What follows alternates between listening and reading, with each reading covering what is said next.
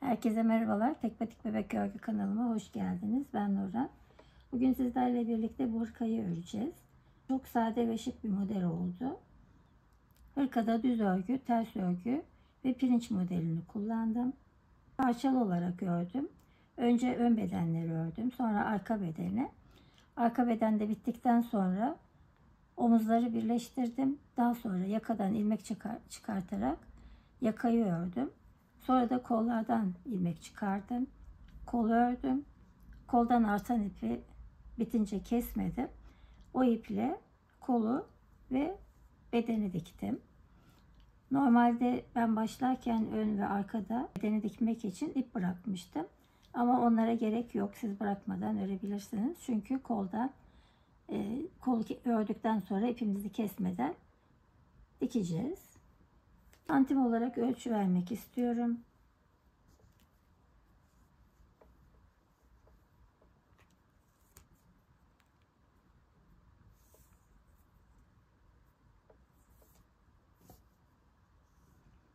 Beden genişliği 29 santim.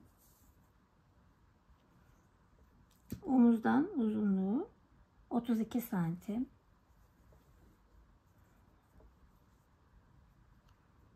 Buradan kol ölçüsü 10 santim.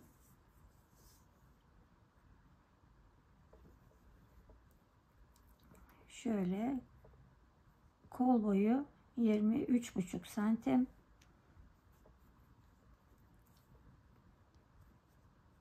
Yakadan omuzdan tam ölçtüğümde de 30,5-31 santim. Evet, hem kız hem erkek bebeklerinizi örebileceğiniz çok sade ve şık bir model oldu.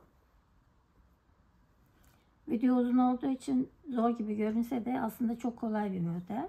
Zaten bütün ayrıntılarıyla anlattım. O nedenle herkes çok rahatlıkla örebilecek bu modeli. 3 tane ilk açtım. 3 tane düğmeye ihtiyacımız olacak. 1,5 yumakta ip kullandım. Aslında şöyle ön beden ve arka bedeni bitirdiğimde 2 yumaktan bu kadar ip arttı. Yakasına yetmeyeceğini düşündüğüm için düğüm olmasın diye bunu kullanmadım. İkinci yumağa geçtim. Yani ikinci yumakta yaka ve kolları ördüm. Bu kadar ipim de artmış oldu. 1,5 yumaktan bile az ip kullanmış oldum. Hırkayı Nako Kaliko ile ördüm. Nako Kaliko nerede yazıyor? %50 pamuk, %50 premium akrilik bir ip. 100 gramda 245 metre uzunluğunda. Yalnız bu yapısı ince bir ip. Ben 3,5 numara şişle ördüm. Üzerinde şiş numarası 4-4,5 numara diyor ama benim elime göre bu ip 3,5 numarayla güzel oldu. Hatta eliniz bolsa 3 numarayla bile örebilirsiniz. 100 gramda 245 metre ama 100 gramda 240-250 metre uzunluğundaki diğer akrilik iplere göre yapısı çok ince bir ip.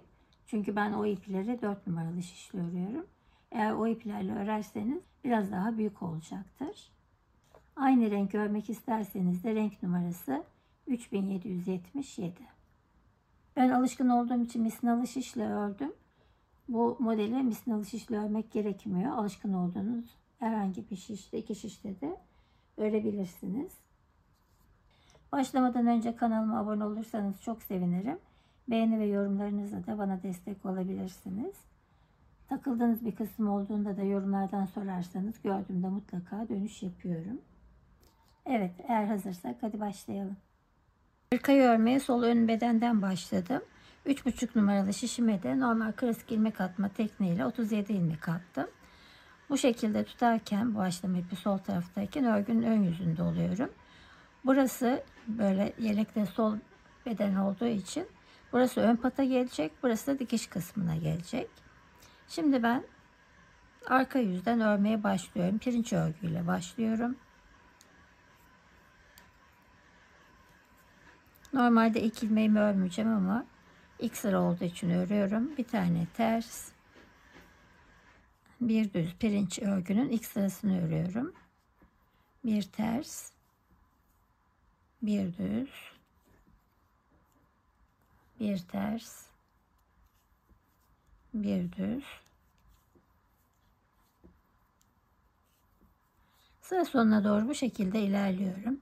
Sıra sonuna doğru pirinç örgüsü örerek devam ediyorum. Bir ters, bir düz, bir ters. Sıra sonunda 2 ilmeğim kaldı. Bu 2 ilmeğimi düz örüyorum. 1, 2. Bu 2 ilmek kol altına kadar ön yüzde de arkada yüzde de düz örerek devam edecek. Arka yüze geçtim. Burada sıra sonları ve sıra başları önemli. Sıranın sonunda ördüm ilmeğimi. Şimdi sıra başındayım. Burası dikişe gelecek olan kısım. Örmeden alıyorum. Ve ikinci ilmeğimi de düz olarak ördüm. Şimdi sırada düz ilmek var. Düz ilmeği ters örüyorum. Ters ilmeği düz örüyorum. Pirinç örgüde düz ilmeği ters örüyorum. Ters ilmeği düz örüyorum. Bu şekilde sırayı tamamlayacağım.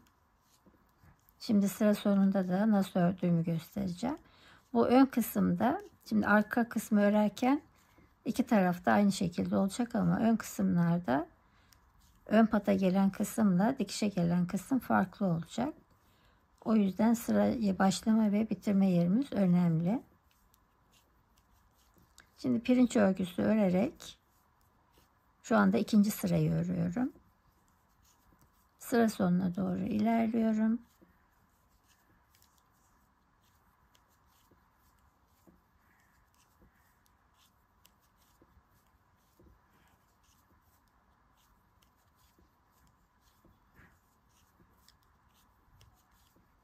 Evet, pirinç örgüsü örerek sıra sonuna doğru ilerledim.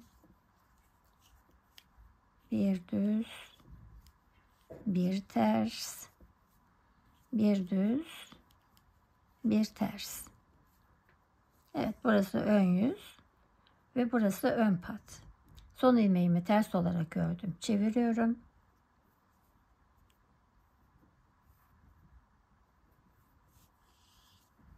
İlk ilmeğimi örmeden aldım ve ipimi içeri almıyorum. Tabi sırada ters ilmek vardı. Bunu düz öreceğim. İlk ilmeğimi örmeden aldım ve düz olarak devam ediyorum. Bir düz, bir ters, bir düz, bir ters. Yani buradaki kenar böyle düz olarak çıkacak. Diğer tarafta dikişe gelecek olan kısımda tırtıklı olarak çıkacak. Bu şekilde şu anda 3. sırayı örüyorum. Toplam 7 sıra öreceğim lastik için. 13 sıra pirinç ördüm. Şimdi burası kenar dikiş yerine gelecek. Burası da ön bant. Şöyle ilk 1-2 sıra için ilmek belirleyici takacağım. 2, 4, 6, 8, 10 ilmek burada pirinç olacak. Burası ön yüz. İlk ön yüzde o ilmek belirleyiciye kadar, yani sonda 10 ilmek kalıncaya kadar bütün ilmeklerimi düz örüyorum.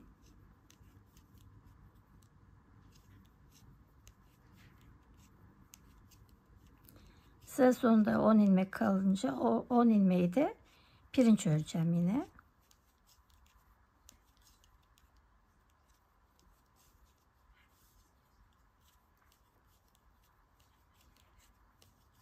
Evet, düz örerek ilmek belirleyiciye kadar geliyorum.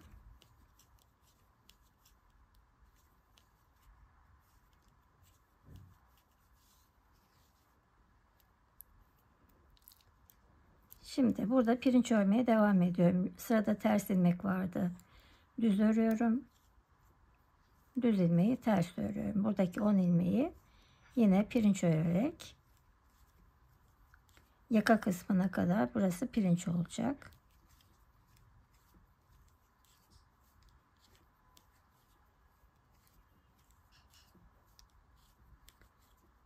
Son ilmeğimi de ördüm.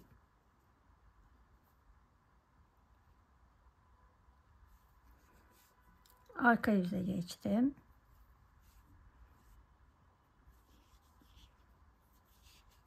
10 ilmeğim pirinç olacak. İlk ilmeğimi örmeden aldım. Bir düz, bir ters, 3, 4, 5, 6, 7, 8, 9, 2, 4, 6, 8, 10. Evet, ilk ilmeğimi örmeden almıştım. 10 ilmek pirinç çıkartıyorum ben bunu. Şimdi sıra sonunda 2 ilmek kalıncaya kadar bütün ilmeklerimi ters örüyorum. Yaka kısmına kadar ön yüzde sonda 10 ilmek kalıncaya kadar düz, son 10 ilmek pirinç olacak. Arka yüzde de ilk 10 ilmek pirinç, sıra sonunda 2 ilmek kalıncaya kadar ters, sıra sonundaki 2 ilmek de düz olacak. Şimdi arka yüzde sıra sonunda 2 ilmek kalıncaya kadar ters olarak örüyorum.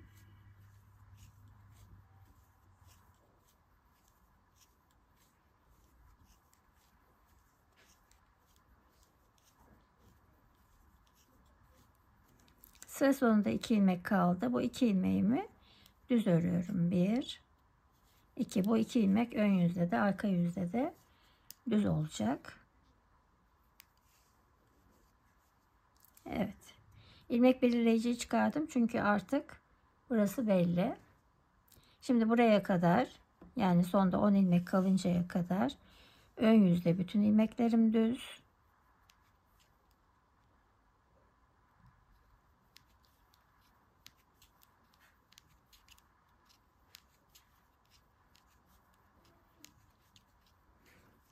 Burası yine haroşa dişi olarak devam edecek. Dikişte kullanacağız.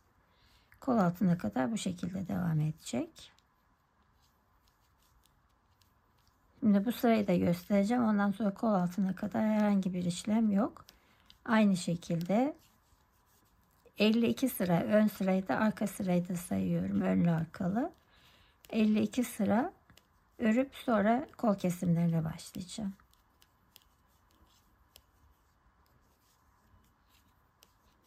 Evet, pirinç örgü kısmına geldim. Ve bu kısmı da bir düz, bir ters pirinç olarak örüyorum.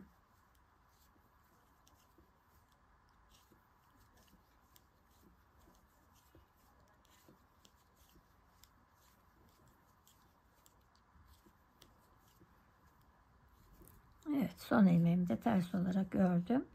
Burası böyle düz hat olarak çıkacak. Tekrar söyleyeyim. Ön yüzde sonda 10 ilmek kalıncaya kadar bütün ilmeklerim düz. Son 10 ilmeğim pirinç olacak. Arka yüzde ilk 10 ilmeğim pirinç. Son 2 ilmeğim düz. Aradaki ilmeklerim de ters olacak. Bu şekilde şu anda 1, 2, 3 sıra ördüm. Toplam 52 sıra öreceğim. Sol ön bedeni kol altına kadar ördüm. Şimdi kol kesmelerine başlayacağım. Burada bir ölçü vermek istiyorum. Beden genişliği 16,5 santim. Kol altına kadar uzunluğu da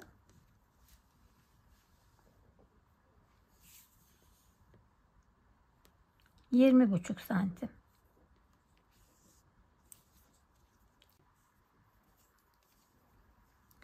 Şimdi bu sırada artık hem kesmeleri yapacağım, kol kesmelerini, hem de ilk iliği açacağım. İlk ilmeği örmeden aldım. İkinci ilmeği düz ördüm. Sıradaki bir ve ikinci ilmeğin yönünü değiştirdim ve sola doğru örerek bir tane kestim. Sıra sonuna doğru ilerliyorum. İlk iliğimi de açmış olacağım.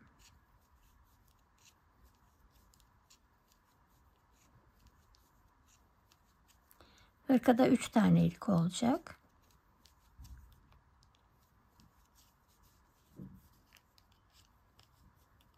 İlk aralarını sayarken şu anda ördüğüm, ilk açtığım sırayı birinci sıra olarak sayacağım.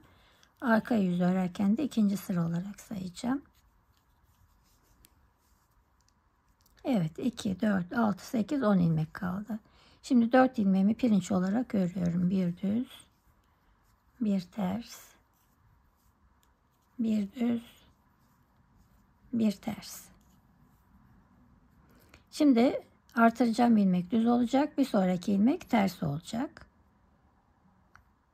Yani şu ilmeği ters olarak öreceğim. Onun için nasıl yapalım? Şu ilmeklerin yerini değiştirelim.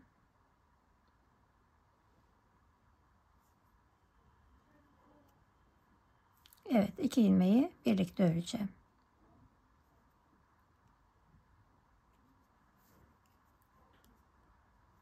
Düz, ters, düz, ters ördüm. Şu şekilde doluyorum ve iki ilmeği birlikte ters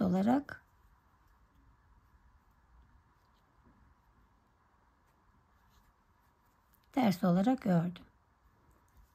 Sıradaki ilmek düz, ters, düz, ters. Arka yüze geçtim. Yine ilk ilmeğimi örmeden aldım. Sırada ters ilmek var. Düz örüyorum. Ters örüyorum. Düz örüyorum. Ters örüyorum. Düz örüyorum. İlk için burası. Ters. Düz. Ters. Düz. Ve sıra sonuna kadar ters olarak örüyorum. Sıra sonunu da göstereceğim. Çünkü artık düz olarak çıkacak yukarıya doğru kol ilmekleri.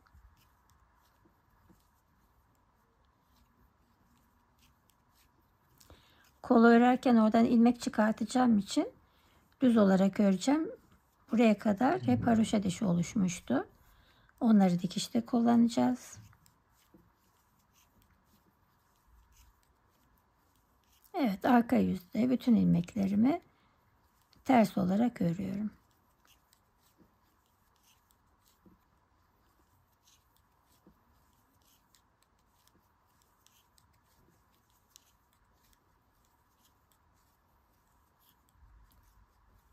Son ilmeğimi de ters olarak ördüm. Şimdi ilk ilmeğimi örmeden alıyorum. İkinci ilmeğimi düz ördüm. Üçüncü ve dördüncü ilmeğin yönünü değiştirdim. Ve ikisini birlikte ördüm. İkinci eksiltmeyi de yapmış oldum.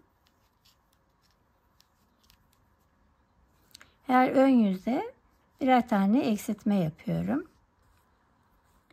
İlik aralarını sayarken de şöyle yapıyoruz. İliği açtığım sıra 1, döndüğüm sıra 2. Şimdi mesela bu sırada 3 olacak, dönünce 4 olacak. İlik aralarını kaç sıra ördüğümü de o şekilde hesaplayacağız.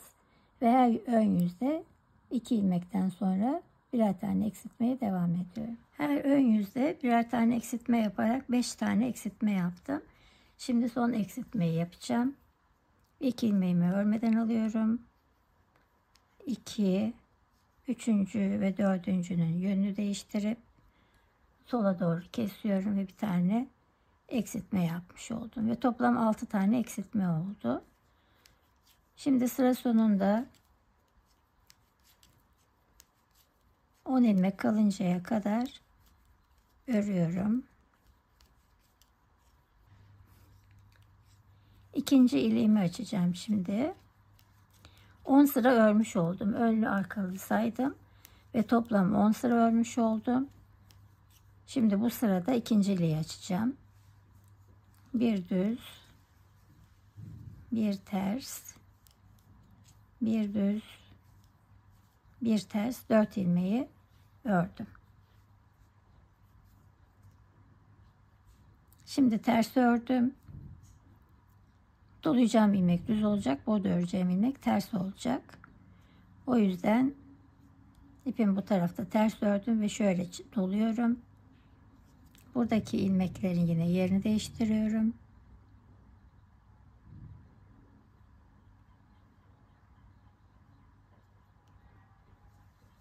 Evet, ilmeklerin yerini değiştirdim ve sıradaki ilmeği ters örüyorum.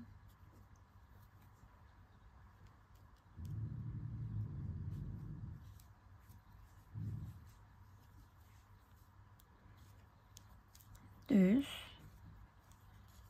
ters, düz, ters. Evet, ikinci iliği açmış oldum. Şimdi burayı birinci sıra saydık. Şimdi ikinci sırayı örüyorum. Yine toplam 10 sıra ördükten sonra üçüncü iliği açacağım. Düz örüyorum. Ters, düz, ters, doladığım ilmek düz, ters, düz, ters, düz. Diğer ilmeklerimin hepsi de ters. Evet, burada kol için 6 kez eksiltme yaptım. Eksiltmelerim bitti. Artık eksiltme yapmayacağım. Burada 10 sırada bir ilik açıyoruz. 2 tane ilik açtık.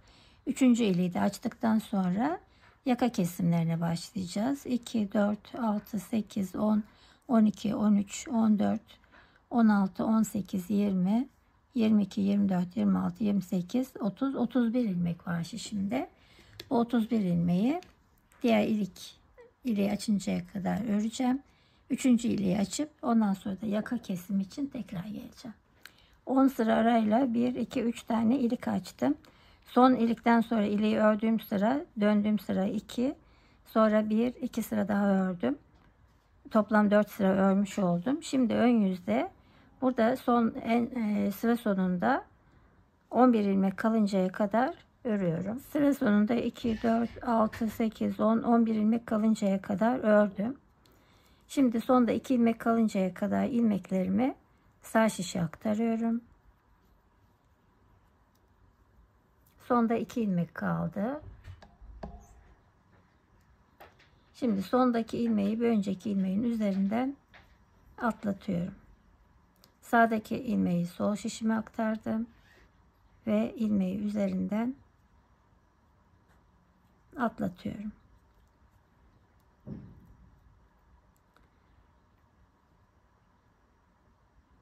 Burada kenar bantındaki bütün ilmekler bitinceye kadar aynı işlemi yapıyorum.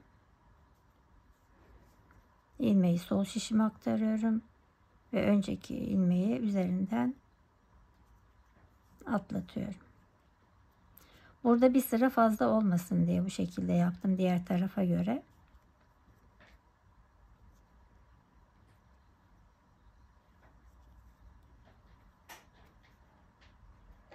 Bunu da üzerinden atlattım.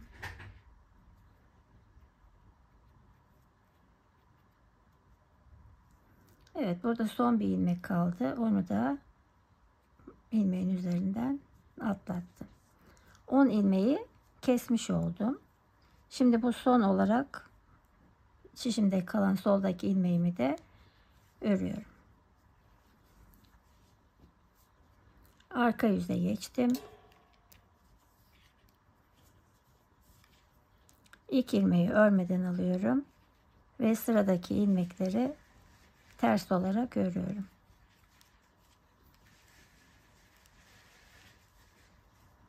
Evet, yaka için ilk kesmeyi yaptım. Şimdi ikinci kesmeyi yapmak için sıra sonuna doğru yine düz olarak örüyorum.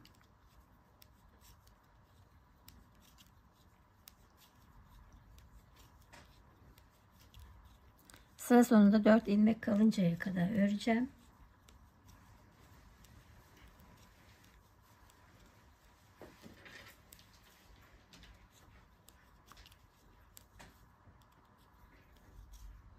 İki 4 ilmek kaldı. Bu 4 ilmeği ikisini sağ şişime aktardım.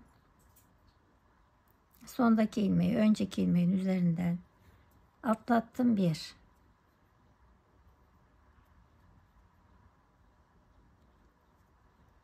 2, sağdaki ilmeği sol şişime aktardım. Üzerinden atlattım. 3 ve bu ilmeği düz olarak örüyorum. 3 tane de burada kesmiş oldum. Arka yüzde yine bütün ilmeklerimi ters olarak örüyorum. İlk ilmeğimi örmeden aldım. Tekrar ön yüzdeyim. Sıra sonunda 3 ilmek kalıncaya kadar düz olarak örüyorum.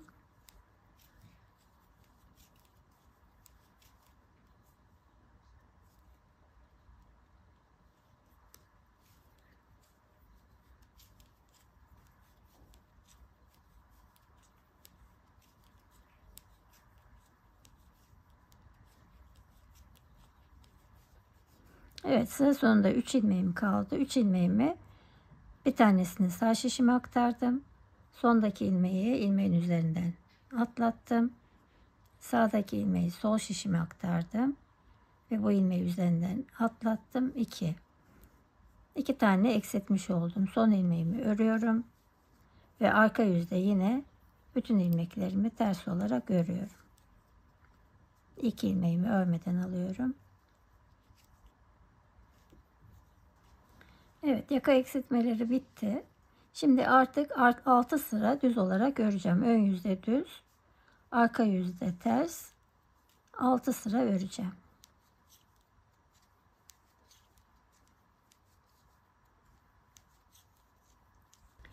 Altı sıra ördüm. Şimdi 7. sırayı örüyorum.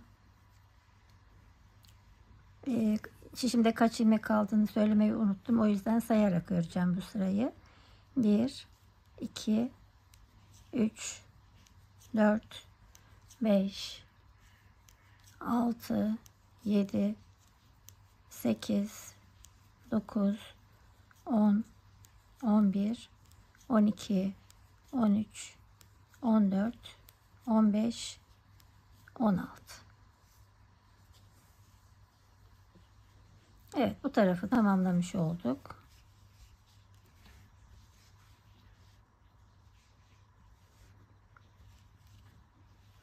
Şimdi diğer tarafı örmeye başlayacağım. Bu arada ipimi de kesiyorum. Arkayı yaparken bırakacağım, iple dikeceğim, birleştireceğim. O nedenle burada uzun ip bırakmıyorum. Şimdi sırada burası sol ön bedendi, sağ ön beden var. Ön beden için şişime 37 ilmek attım. Şimdi burası kenarda dikişe gelecek olan kısım. Burası da ön patı olacak. Bu dikişe geleceği için burada dikişte kullanmak için biraz ip bıraktım. Şimdi arka yüzden örmeye başlıyorum. Baştan 2 tane düz ilmek örüyorum. 1, 2 tane düz ilmek ördüm. Sonra bir ters bir düz pirinç örüyorum. Bir ters, bir düz, bir ters, bir düz. Sıra sonuna doğru bu şekilde pirinç örerek ilerliyorum. İlk sırayı örüyorum ve bir ters, bir düz, bir ters, bir düz. Sıra sonundaki ilmeğimi ters örüyorum. Burası kenar bantı olacak. Evet, ilk ilmeğimi örmeden alıyorum. İpim içeri, ilk ilmeğimi örmeden aldım. Sırada ters ilmek var. Onu düz olarak örüyorum. Düz ilmeği ters örüyorum. Pirinç örgüde bir ters bir düz örüyoruz.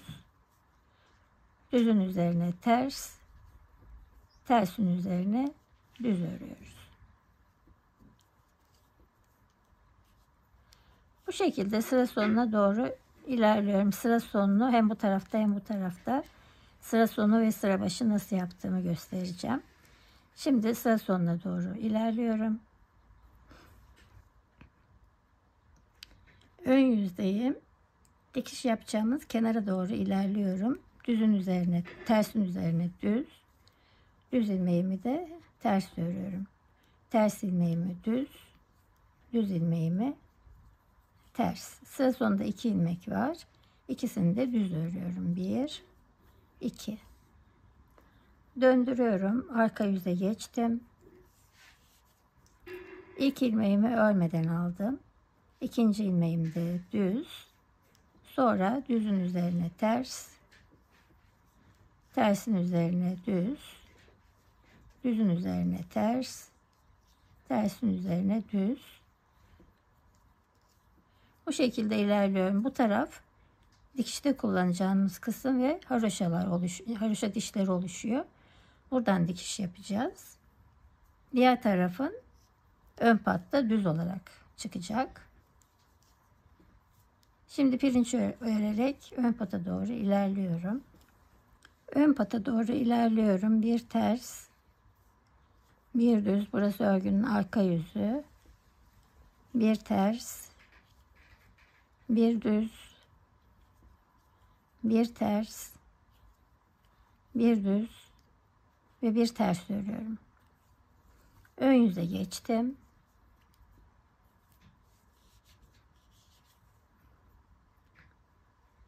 İlk ilmeğimi örmeden aldım. İkinci ilmeğim ters. Onu düz örüyorum. Düz ilmeği de ters. Yine bir düz, bir ters devam ediyorum.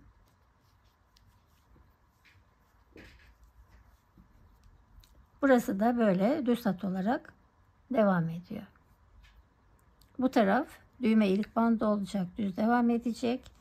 Diğer taraf dikişte kullanacağımız kısım haroşa dişi şeklinde olacak. Bu lastik kısmını tamamlayıp sonra üst tarafa geçeceğiz. Sağ ön bedeni örüyorum. Lastik kısmını tamamladım. Burada 13 sıra ördüm. 2, 4, 6, 8, 10, 12, 13 sıra.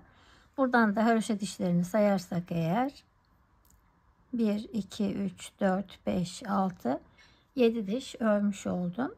Şimdi artık üst tarafa geçiyorum. Burada 10 ilmek pirinç olacak. Kenar bant için ilk ilmeğimi örmeden aldım. 2, 3, 4, 5, 6, 7, 8, 9, 10 ilmek pirinç. Diğer ilmeklerimi düz olarak örüyorum.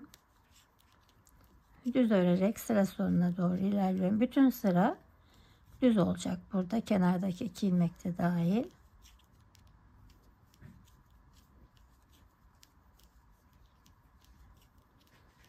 Kol altına kadar hep bu şekilde öreceğim.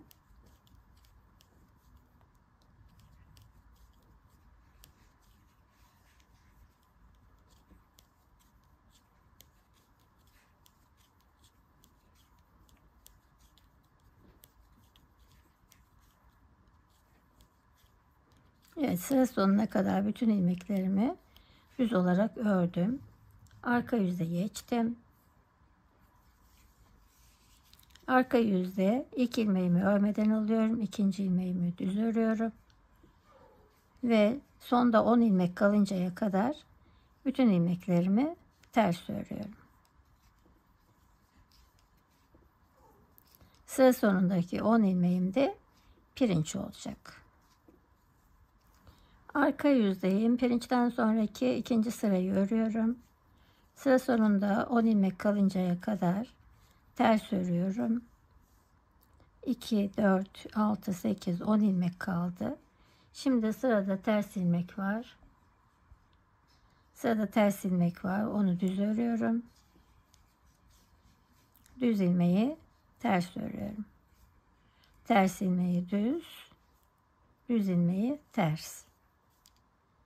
Buradaki 10 ilmeği pirinç olarak örüyorum.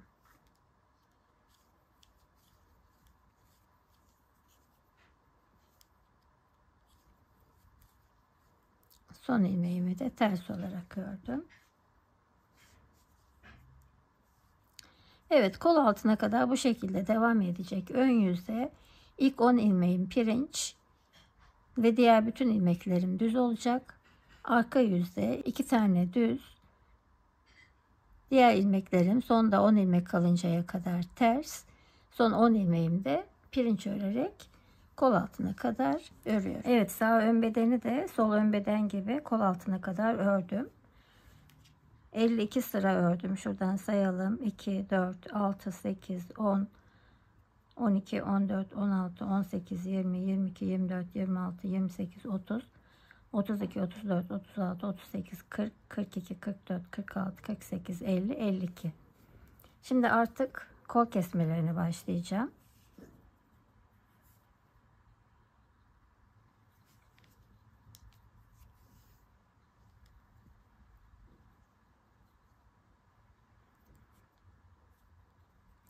Yine ilk ilmeğimi örmeden alıyorum ve 10 ilmeği pirinç olarak örüyorum.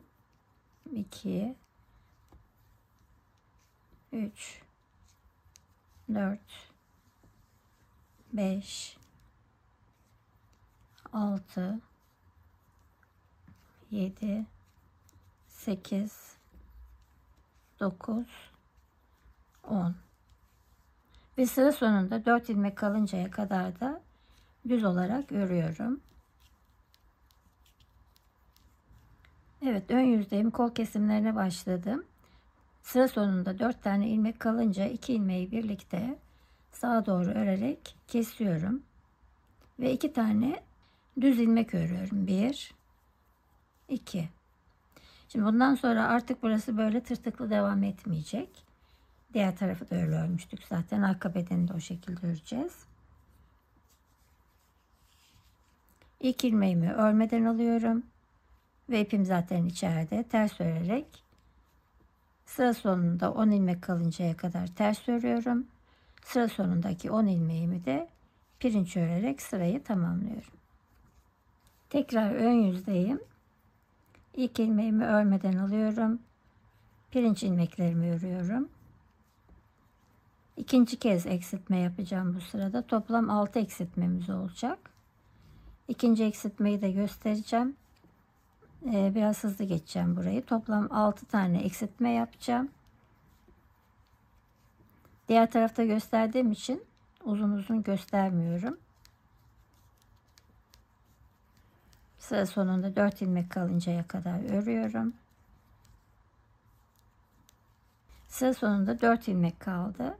2 ilmeği birlikte örerek sağa doğru bir tane eksiltme yaptım. 1, 2 ilmek düz ördüm. Arka yüze geçtim. İlk ilmeğimi örmeden aldım ve diğer ilmeklerimi de ters örerek devam ediyorum. Bu şekilde 6 tane eksiltme yapacağım. Şişimde başlarken 37 ilmek vardı. 6 eksiltme yapacağım ve şişimde 31 ilmek kalacak. Sonra o 31 ilmeği aynı şekilde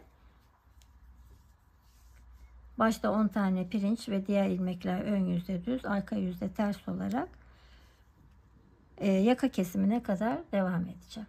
Şimdi artık yaka kesimlerine başlayacağım. Sağ ön bedeni örüyorum. Burada lastikten itibaren şuradan arkadan saymak daha rahat oluyor. Saydığımda toplam 76 sıra örmüş oldum. Şimdi önce buradaki ön bantın ilmeklerini keseceğim.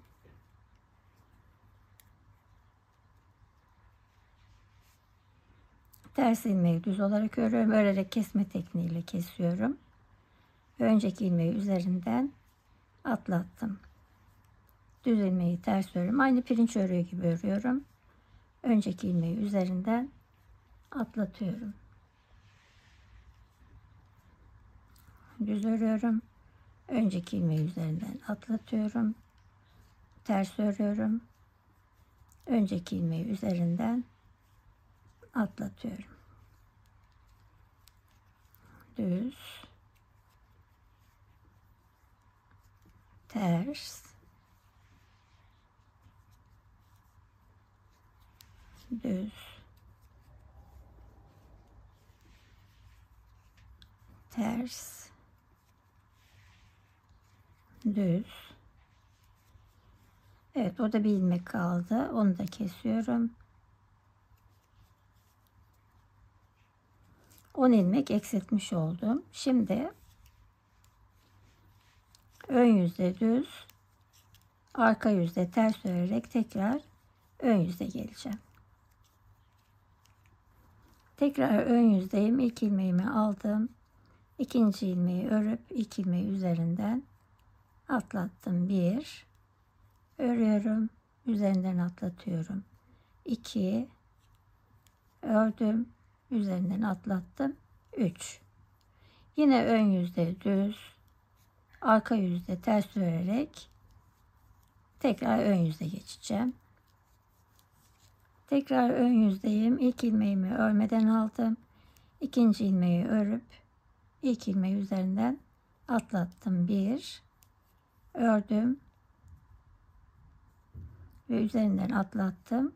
2 şişimdeki ilmeğim 1 2 3 4 5 6 7 8 9 10 11 12 13 14 15 16 ilmek kaldı şişimde. Arka yüzü ters olarak örüyorum.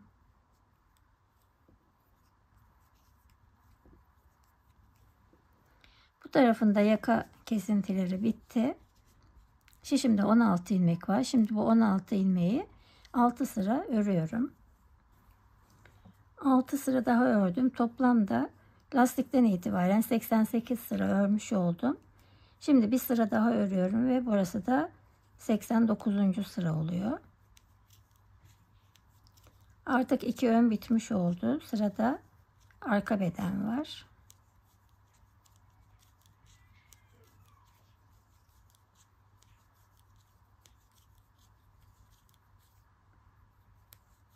...89. sırayı da örmüş oldum.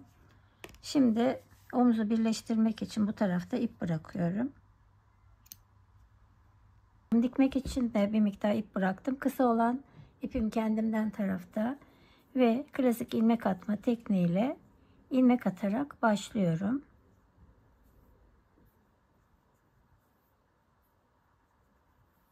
Üç buçuk numaralı şişime 65 ilmek attım ve başlama ipim burada sağ taraftayken örgünün arka yüzündeyim. Arka yüzden başlıyorum. İlk 3 ilmeğim düz. 1 2 3 ilmek düz. Sonra bir ters,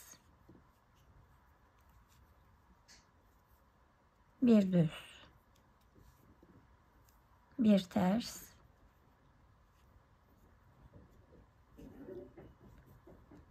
bir düz. Bir ters bir düz örerek sıra sonuna doğru ilerliyorum. Birinci sırayı örüyorum. Sıra sonuna doğru ilerliyorum. Arka yüzdeyim.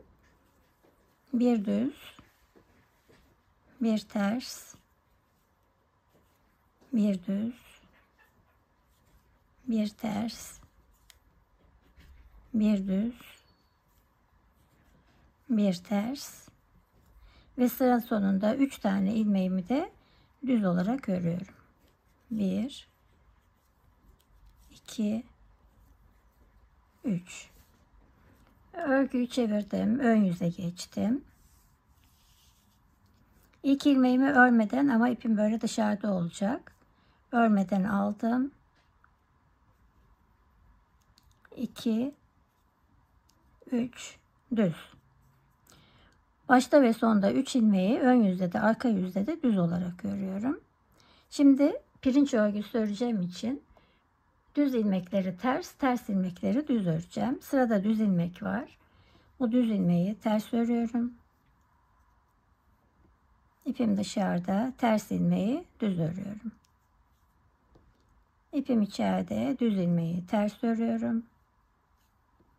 İpim dışarıda, ters ilmeği düz örüyorum. Pirinç örgüsünde bir ters bir düz örüyorum. Ama düz ilmeği ters örüyorum. Ters ilmeği düz örüyorum. Bu şekilde sıra sonuna doğru ilerliyorum. Ön yüzdeyim. İkinci sırayı örüyorum. Sıra sonuna doğru ilerliyorum. Tersin üzerine düz, düzün üzerine ters örüyorum. Düz, ters, düz, ters. Sıra sonunda 3 tane ilmeğimi de düz olarak örüyorum. 1, 2, 3. Tekrar arka yüze geçtim. İlk ilmeğimi örmeden alıyorum. İpim dışarıda. 1, 2. Örmeden aldığım ilmeğim ve 2 ilmeğim, toplam 3 ilmek düz. Sırada düz ilmek var. Ters örüyorum. Ters ilmeği düz örüyorum. Düz ilmeği ters örüyorum. Ters ilmeği düz örüyorum.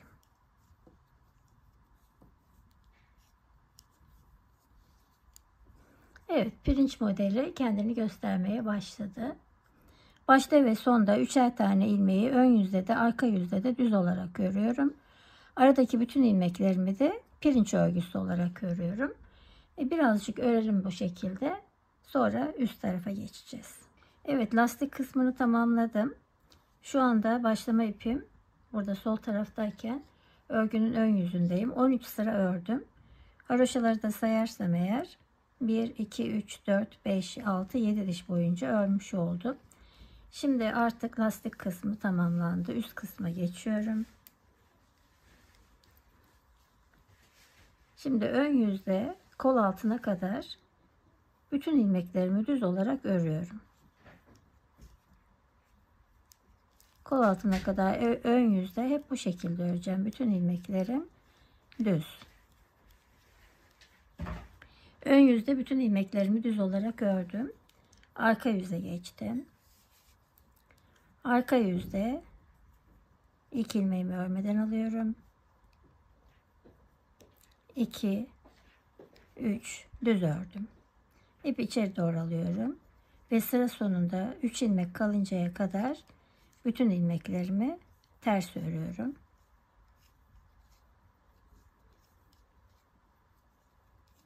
Arka yüzdeyim. Başta 3 tane düz ördüm. Diğer ilmeklerimi ters örerek sıra sonuna doğru ilerliyorum.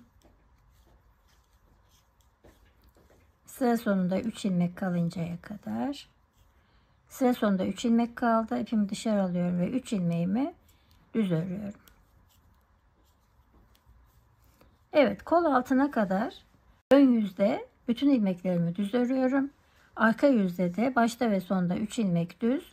Aradaki ilmekleri de ters olarak kol altına kadar öreceğim ve yine burada ipimi hep dışarıdan çevirerek ilk ilmeğimi örmeyerek haroşa dişleri oluşacak şekilde devam edeceğim kol altına kadar. Kol altına kadar ördüm. Şimdi burada bir ölçü vermek istiyorum. Beden genişliği 28,5 santim. Yine her zaman olduğu gibi kol kesimlerini ön yüzden yapacağım.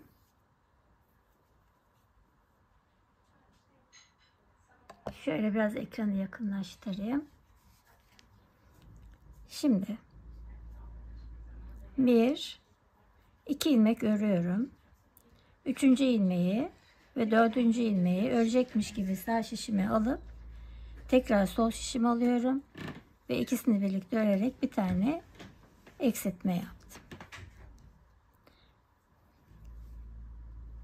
Sıra sonunda 4 ilmek kalıncaya kadar düz olarak örüyorum.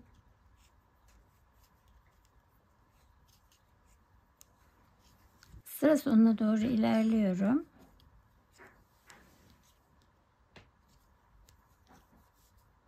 İki 4 ilmek kaldı. Şimdi bu 2 ilmeğimi birlikte sağa doğru kesiyorum. 1, 2 tane düz örüyorum. Şimdi şu ana kadar burada haroşa dişleri oluşmuştu. Bundan sonra artık haroşa dişi oluşmayacak. Onun için de şöyle yapacağız. İlmeğimi örmeden alacağım. İpim içeride ve ters olarak örüyorum. Ön yüzde örerken o şekilde yapacağım. Onu da göstereceğim. Şimdi bütün ilmeklerimi ters örerek sıra sonuna doğru ilerliyorum. Arka yüzdeyim. Ters örerek sıra sonuna doğru ilerliyorum. Son ilmeğimi de ördüm. Ön yüze geçtim.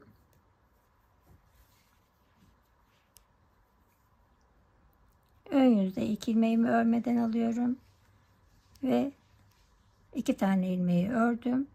3. ilmekle 4. ilmeğin yönünü değiştirerek sola doğru kestim. Sizinkinin zaten yönü sola doğruysa yönünü değiştirmenize gerek yok. Bu ikinci kesme sırası.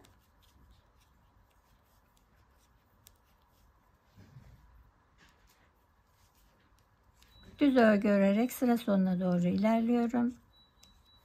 Evet, sıra sonuna doğru ilerliyorum. Sıra sonunda 4 ilmek kaldı. 2 ilmeği birlikte örerek sağa doğru kesme yaptım. Eğer sizin ilmeğiniz ters tarafaysa burada ilmeklerin yönünü değiştirmeniz gerekecek.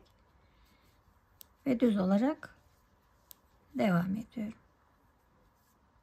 Evet, ikişer tane eksiltme yaptım. 2 bu taraftan, 2 bu taraftan. 4'er tane daha yapıp geliyorum. Şişimde 65 ilmek vardı. 6 bu taraftan, 6 bu taraftan eksiltme yaptım. Şu anda şişimde 53 ilmek var. Şimdi bu 53 ilmeği omuz hizasına kadar örüyoruz. Evet, arka beden de bitti. Arkadan sırayı saydığımda bu düz sıraları lastikten itibaren 87 sıra örmüş oldum.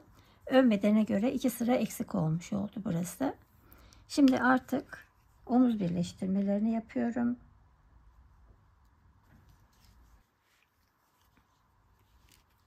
Burası arka bedenin ön yüzü. Ön bedenin de ön yüzü birbirine bakacak şekilde yerleştirdim. Arka yüzden yapacağım birleştirmeyi.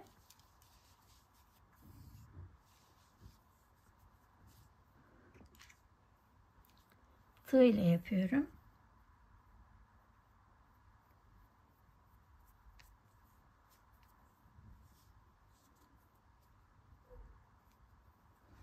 Bir önden, bir arkadan. Şimdi arka bedenden bir tane ilmek alıyorum.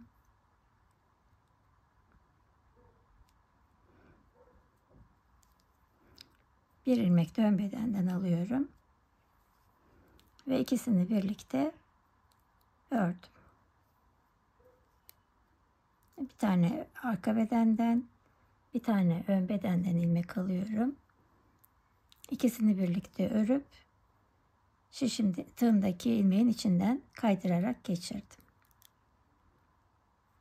Bir tane arka bedenden alıyorum. Bir tane ön bedenden alıyorum. Önce ikisini birlikte örüyorum. Sonra da tığımdaki ilmeğin içinden geçiriyorum.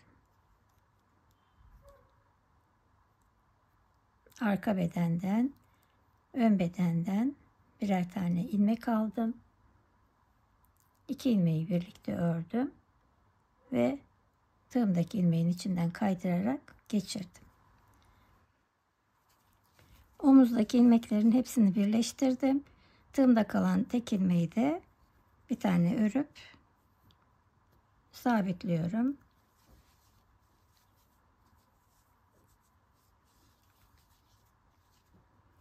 Omuzumuz birleşmiş oldu.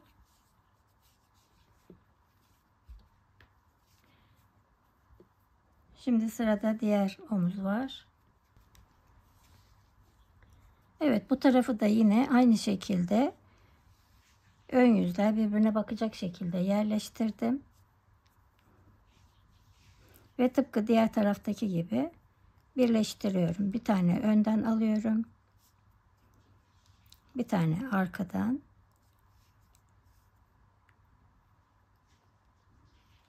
İki ilmeğimi birlikte ördüm. Yine bir önden, bir arkadan alıyorum. Evet, iki ilmeği birlikte örüyorum. Sonra tığımdaki ilmeğin içinden geçiriyorum.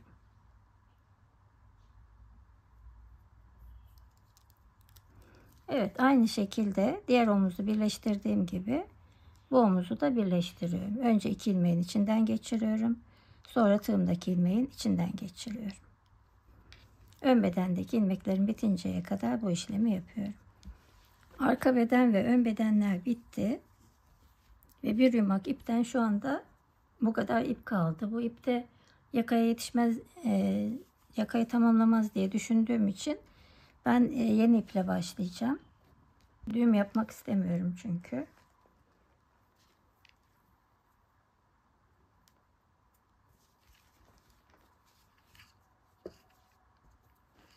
Şimdi yakadan ilmek çıkartacağım. Yakadan ilmek çıkartırken şuradan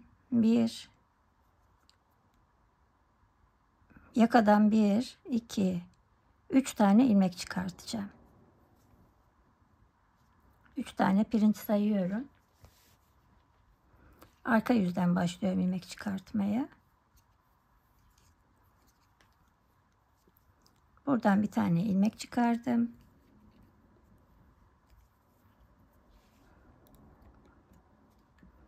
Şimdi bu 3 taneyi çıkartayım önce. 1, 2,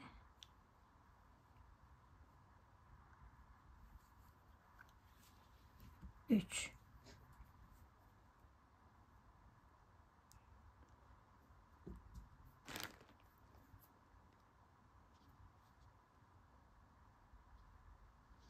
Evet, 3 tane yakadan ilmek çıkarmış oldum. Burası böyle olacak.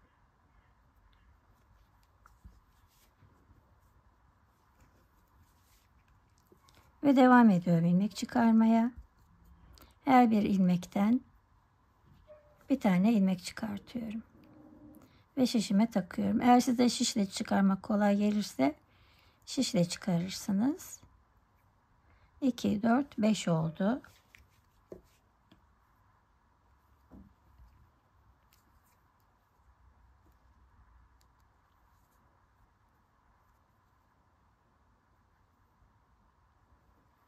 Altı. Önemli olan burada her iki tarafında eşit sayıda çıkarılması.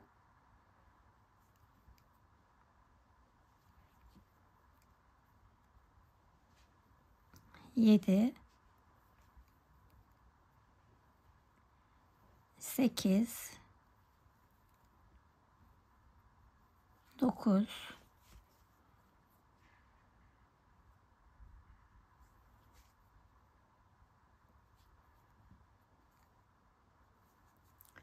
10,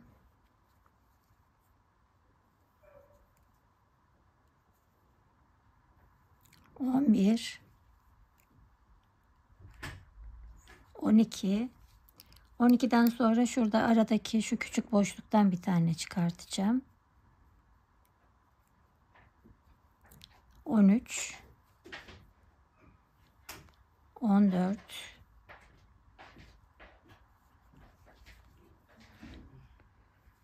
15,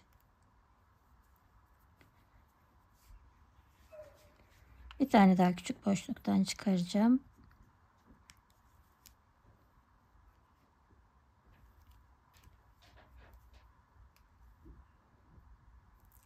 16, 17,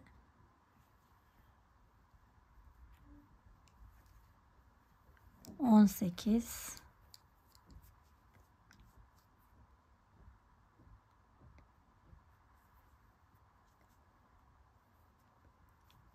19. Ön bedenden 19 ilmek çıkarmış oldum. Diğer taraftan da yine aynı şekilde 19 ilmek çıkaracağım. Şimdi burada tam ortadan bir tane daha çıkarıyorum. 20 oldu.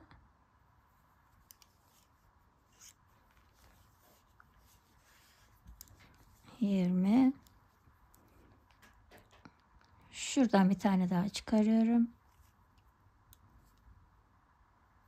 21. Şimdi şişimdeki ilmekleri öreceğim ters olarak. Şişimdeki ilmekler de 1, 2, 3, 4, 5, 6, 7, 8, 9, 10, 11, 12, 13, 14, 15, 16, 17, 18, 19, 20, 21 ilmekte şişimde var. Şimdi tekrar bu taraftan 21 tane ilmek çıkaracağım. İlk ilmeği şuradan alıyorum.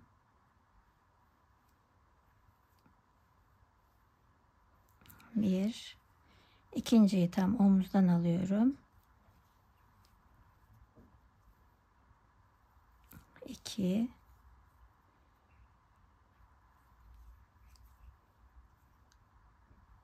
3.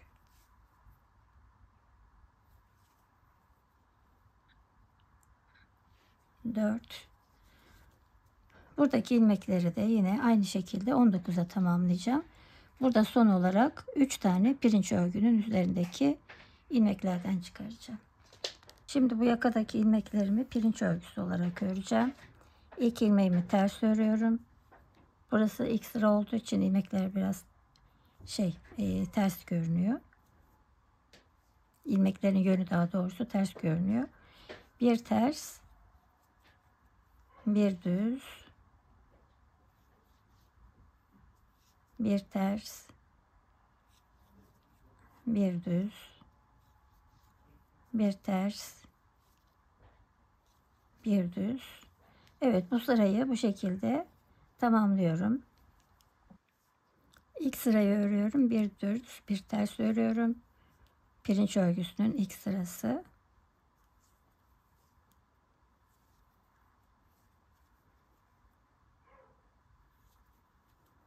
Son ilmeğimi de ters olarak ördüm.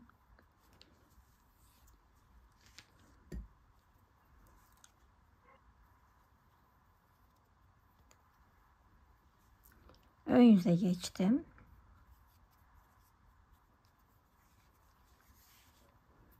İlk ilmeğimi örmeden alıyorum.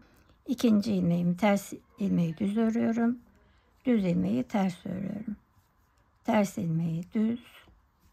Düz ilmeği ters. Evet, pirinç örgü zaten etek lastiğinde, yan bantlarda hep pirinç örgüsü ördük. Aynı şekilde yakayı da pirinç örgüsü örüyoruz. Şimdi biraz öreyim. Kaç sıra ördüğümü söyleyeceğim. Şimdi yakayı şöyle ön yüzden sayıyorum. 1, 2, 4, 6, 8, 10, 12, 14, 16, 18, 20, 22 sıra ördüm. 23. sırada örerek kesme tekniğiyle kesiyorum. Şimdi kestikten sonra santim olarak da ölçüsünü vereceğim. Yine aynı şekilde pirinç olarak örüyorum ve önceki ilmeği üzerinden atlatıyorum. Ters ilmeğimi düz örüyorum. Önceki ilmeği üzerinden atlatıyorum. Bu şekilde yakayı tamamlamış olacağız. Son ilmeğimi ters örüyorum ve ilmeği üzerinden atlatıyorum. Bunu da bir kez daha örüyorum. İpimi kestim ve yakayı tamamlamış oldum. Şimdi şöyle bir bakalım. Bu arada kesim işlemini de arka yüzden yapıyorum. İç taraftan yapıyorum. Çünkü burası bu şekilde döneceği için düzgün görünsün diye arka yüzden yapıyorum. Bu yaka ilmeklerini çıkarırken arkası zaten ilmek çıkarmamıştık. Şişimdeki ilmeği ördüm. Önlerden ilmek çıkarırken de benimkinden birkaç tane eksik, yani çok fazla değil ama bir iki tane eksik ya da fazla olabilir. Onlar sıkıntı değil. Ama önemli olan sizin çıkardığınız ilmeklerin sağ tarafla sol tarafın eşit olması. İki taraf eşit olduğu müddetçe hiçbir sıkıntı olmaz. Santim olarak ölçü verecektim. Şöyle ön yüzden vereyim ölçüyü. Evet, bitmiş hali 6,5'tan biraz fazla. Pardon, 5,5'tan. Yani 5,5 santim ördükten sonra örerek kesme tekniğiyle kesiyoruz. Şöyle bakalım.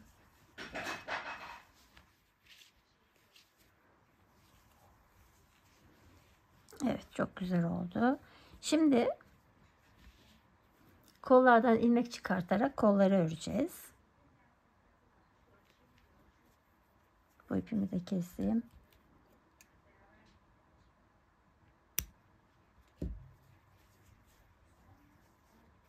Evet. Kol ilmeklerini çıkarırken ön yüzden çıkaracağım. Şöyle yan tarafta haroşalar vardı. Onları dikişte kullanacağız. Haroşalar bittikten sonraki ilk ilmeğin içine giriyorum. Burada. Bu ilmeklerin ikisi de tığımın üzerinde kalacak şekilde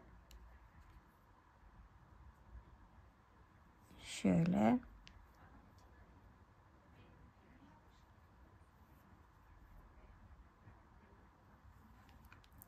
bir ilmek çıkardım. İkinci ilmeğin içinden de bir ilmek çıkardım. Şimdi burada kol kasmasın diye ilmekleri çıkarırken burada şu artırma yaptığım yere bitinceye kadar bir büyük bir küçük boşluktan çıkaracağım. Şimdi iki büyük boşluktan çıkardım. Bir büyük küçük boşluktan çıkarıyorum. İki büyükten çıkardım. Bir küçükten çıkarıyorum. Bir büyükten çıkarıyorum. Bir küçükten çıkarıyorum. Bir büyük. Bir küçük.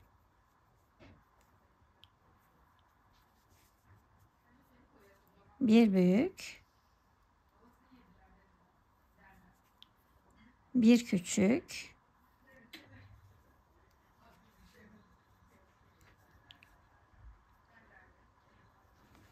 Bakalım. 2, 4, 6, 8, 9 ilmek oldu. Bundan sonra artık her boşluktan bir tane ilmek çıkaracağım. 10, 11, 12. Bu şekilde omuz hizasına kadar çıkaracağım. Omuz hizasına geldiğimde kaç tane ilmek çıkardığımı söyleyeceğim. Çıkardım. Şimdi buradan ortadan bir tane ilmek çıkartıyorum. 23,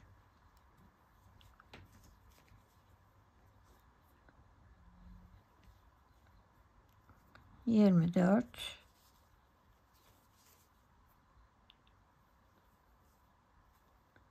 25. Bu şekilde ilmek çıkarmaya devam ediyorum. Şu arka bedenden ilmekleri sayıyorum. 2, 4, 6, 8, 10, 12 ilmek çıkardım. Şimdi 13. ilmeği büyük boşluktan çıkarıyorum.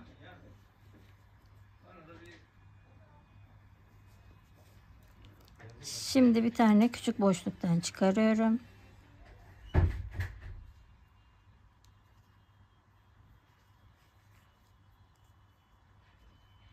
Bir büyük boşluktan.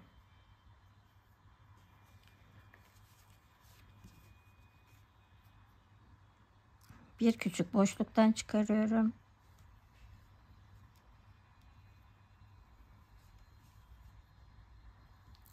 Bir büyükten.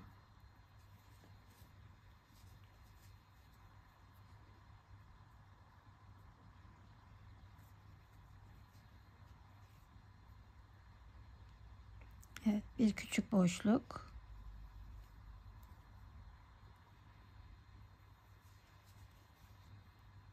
Bir büyük boşluk.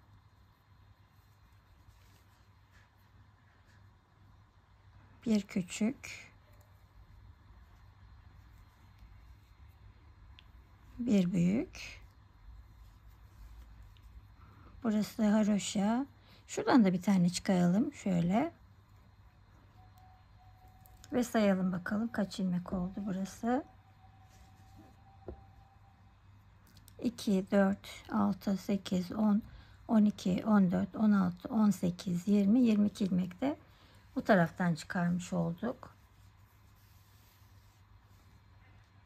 Şimdi şöyle yapacağız. Başta ve sondaki 2 tane ilmek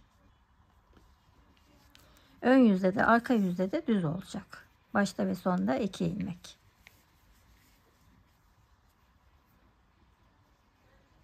Şimdi şöyle 1, 2 tane düz. Burası arka yüz olduğu için aradaki bütün ilmeklerim ters. Sıra sonuna geldiğimde 2 tane ilmeğimi yine düz öreceğim. Ön yüzde de yine başta ve sonda 2 tane ilmek düz olacak. Pardon, ön yüzde bütün ilmeklerim düz olacak. Arka yüzde başta ve sonda 2 ilmek düz. Aradaki ilmekler ters. Ön yüzde bütün ilmekler düz.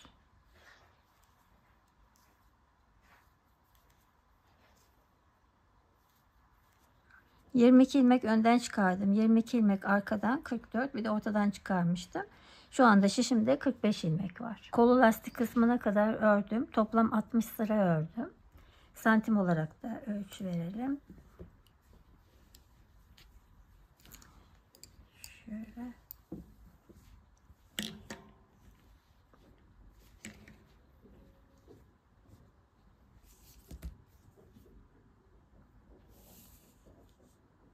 Toplam 21,5 santim.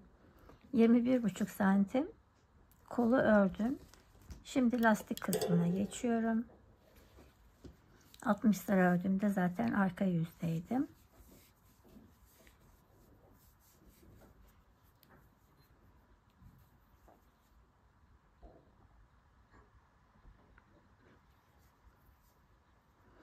İlk ilmeğimi örmeden aldım.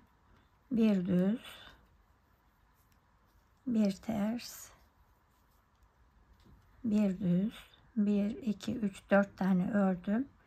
Ters ilmeği örerken ikisini birlikte alıyorum. 5 ile 6'yı birlikte aldım. Bir düz bir ters olarak örüyorum. 2, 4, 5. En son ters ördüm. 1, 2, 3, 4 ile 5'i birlikte ters olarak örüyorum. Bir düz, bir ters, bir düz, 2 ilmeği birlikte ters örüyorum.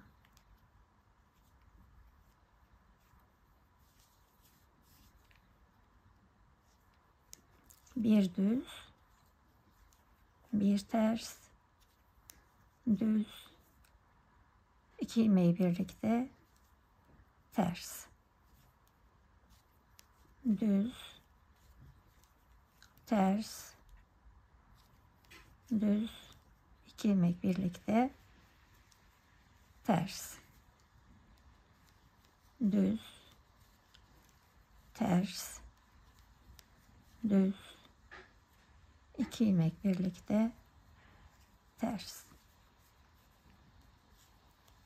düz, ters, düz, 2 ilmek birlikte ters, düz, ters, düz, 2 ilmek birlikte ters, düz, ters, düz, son ilmeğimi de düz örüyorum. Şimdi ikinci sırayı örerken aynı zamanda sayalım. Yine pirinç örgüsü örüyorum. İlk ilmeğimi düz, boş alıyorum. İlk ilmeğimi boş alıyorum. İkinci ilmek düz. Sonra bir ters, bir düz devam ediyorum. Burada sayalım aynı zamanda. 1, 2, 3, 4, 5, 6, 7, 8, 9, 10, 11, 12, 13, 14, 15, 16, 17, 18, 19, 20, 21, 22, 23, 24, 25, 26, 27, 28, 29, 30, 31, 32, 33, 34, 35, 36, 37 ilmek. Bu 37 ilmeği pirinç olarak örüyorum. Şu anda ikinci sırayı ördüm. 11 sıra öreceğim. 12. sırada da örerek kesme tekniğiyle keseceğim. Şu anda 3. sırayı örüyorum. İlk ilmeği boşa alıyorum. Sonra bir düz, bir ters devam ediyorum. Evet, 11 sıra örüp 12. sırada örerek kesme tekniğiyle keseceğim. Tersten sayıyorum. 1, 2, 3, 4, 5, 6, 7, 8, 9, 10. 11 sıra ördüm. Şimdi 12. sırayı örüyorum. Ters ilmeği düz örüyorum. Önceki ilmeği üzerinden atlatıyorum. Düz ilmeği ters örüyorum. Önceki ilmeği üzerinden atlatıyorum. Örerek kesme tekniğiyle bütün ilmeklerimi kesmiş oldum.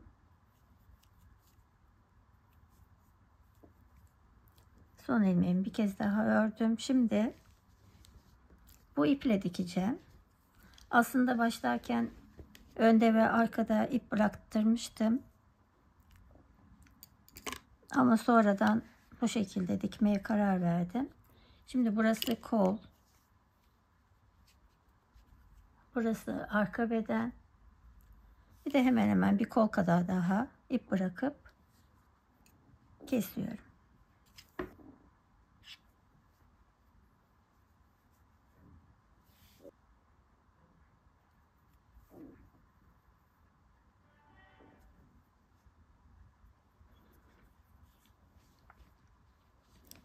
Yine ön yüzünden ve haroşa dikişiyle dikeceğim. Şimdi buradaki ilk ilmeğin içine giriyorum.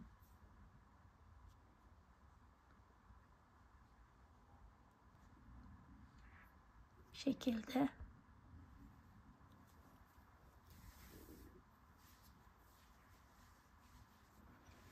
Karşıdan da yine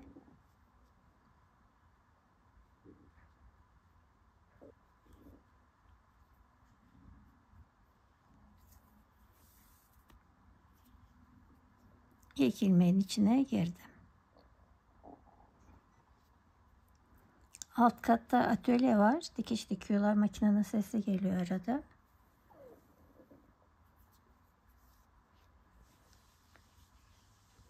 Şimdi ilk haroşa dişinin içine giriyorum buradan.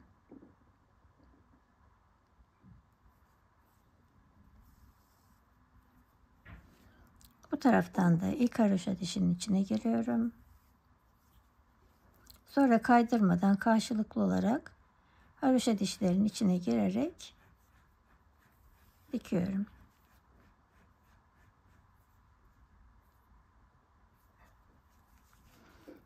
Şöyle bakalım. 1, 2, 3, 4, 5.'ye girdim.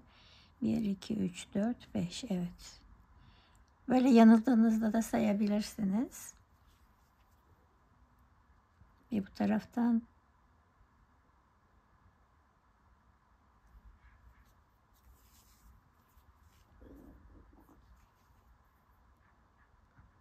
Bir bu taraftan.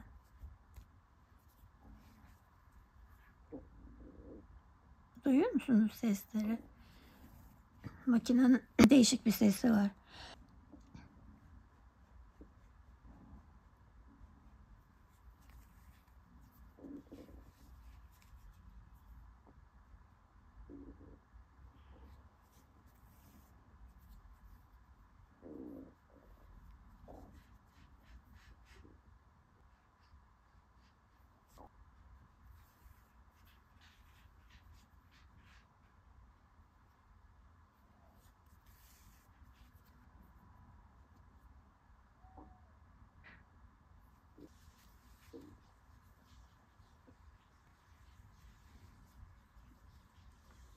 Evet, buradan tutarak sıkılıyorum şu şekilde.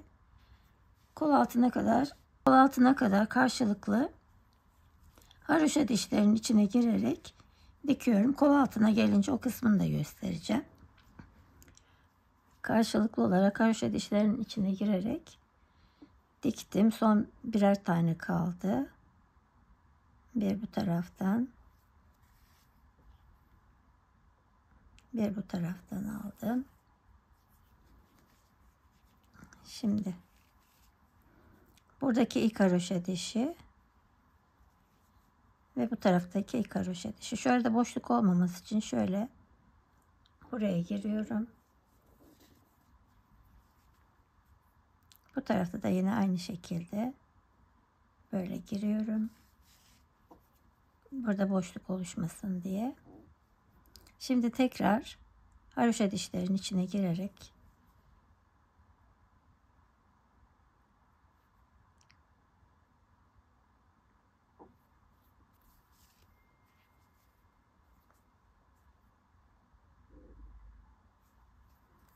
evet, ilk haroşa dişinin içine doğru girersek sonrasında herhangi bir kayma olmaz.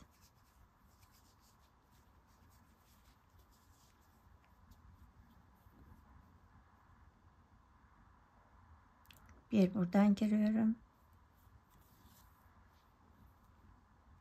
Bir burada.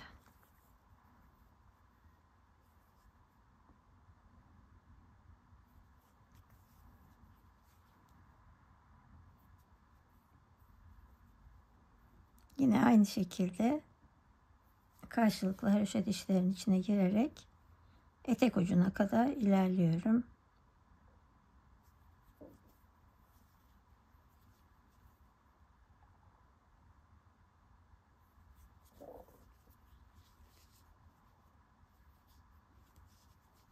Evet, etek ucuna kadar bu şekilde dikiyorum. Etek ucunda da nasıl bitirdiğimi yine göstereceğim. Son haroşa dişlerin içine girdim karşılıklı. Şimdi buradan ilk ilmeğin içine giriyorum. Bu şekilde. Karşısındakinin de yine ilk ilmeğin içine girdim. Buradan da tekrar içeri alıyorum iğnemi. Ben dikmek için ip bırakmıştım, onu keseceğim sonra. Şimdi buradan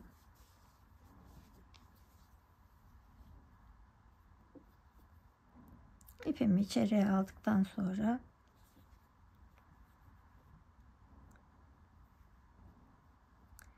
şurada bir tane sabitleyeceğim ipimi. Pardon.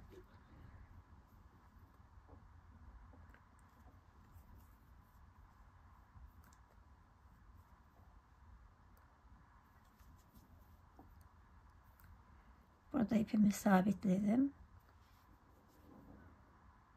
Ve haroşa dişlerin içinden birazcık yürütüyorum.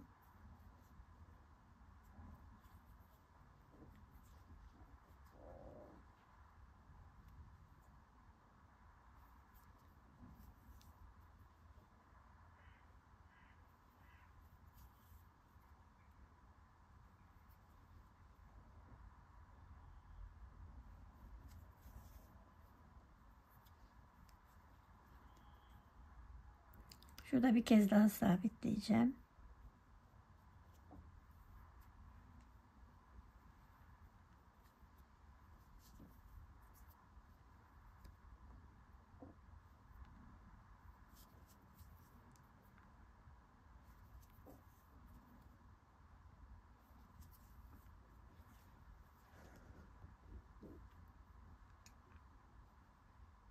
İpimi kestim.